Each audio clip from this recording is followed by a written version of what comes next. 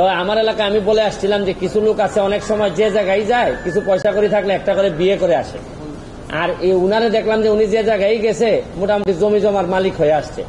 800 বিঘা 600 বিঘা প্রায় 1400 বিঘা তো আছে গোপালগঞ্জের এদিকেই। তো আমার কাছে মনে হয়েছে যে এইসব অভিযোগ, তো এটা তো আর মনে অস্বীকার উনি করেন নাই যে এই জমিগুলো আছে।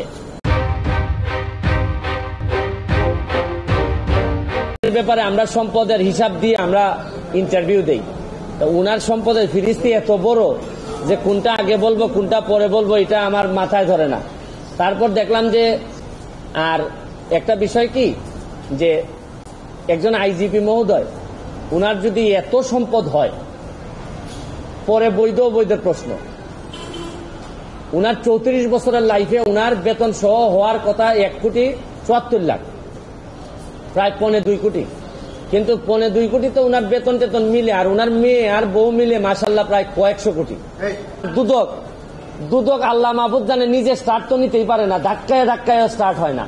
দুদক কে এটা, আমি তো অনেকদিন ওয়েট করছি এটা, আমি তখন আমেরিকাতে যখন আমি রিপোর্টটা দেখছি, তো দুদক এটা বলবে না, ইনকোয়ারি করবে না? আরে ভাই একটা কাজ তো করো, এতগুলা বেতন নিতেছো, খালি এই যে কাজী আর ওই যে সাব রেজিস্ট্রারের মামলা করার জন্য দুদক আসে নাই তো।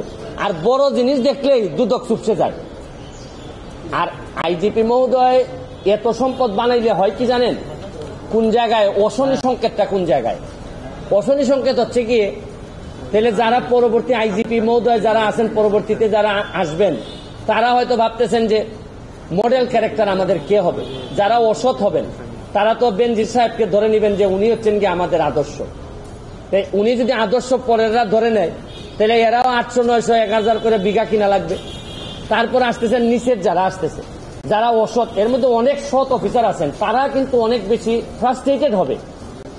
তো এত টাকা যদি উনার থাকে, কেউ কোনো কথা বলে না। মানে একটা ইনকোয়ারি যে করবো, আমি কিন্তু বলছি না যে উনি এখনই দুর্নীতিবাজ। আরে ভাই এত সম্পদের হিসাব আসলে একটা ইনকোয়ারির কথা বলবে না কেউ? আপনি দেখবেন যে 31 তারিখে রিপোর্টটা হওয়ার পর আমি কাউরে কথা বলতে শুনি না। সবাই মনে হয় যে একটা ভয় পায়, ভয় মারা যাবে, নাইলে তারে মামলা দিবে, তারে এই করবে সেই করবে। মানে কি, এটা বঙ্গবন্ধুর বাংলাদেশ, স্বাধীন বাংলাদেশ। এখানে তো বঙ্গবন্ধু কন্যা স্পষ্ট বলছেন যে দুর্নীতি প্রশ্রয় দেওয়া হবে না। তাইলে এরকম একজন আইজিপির এত সম্পদের হিসাব আসছে, কেউ কোনো কথা বলবে না।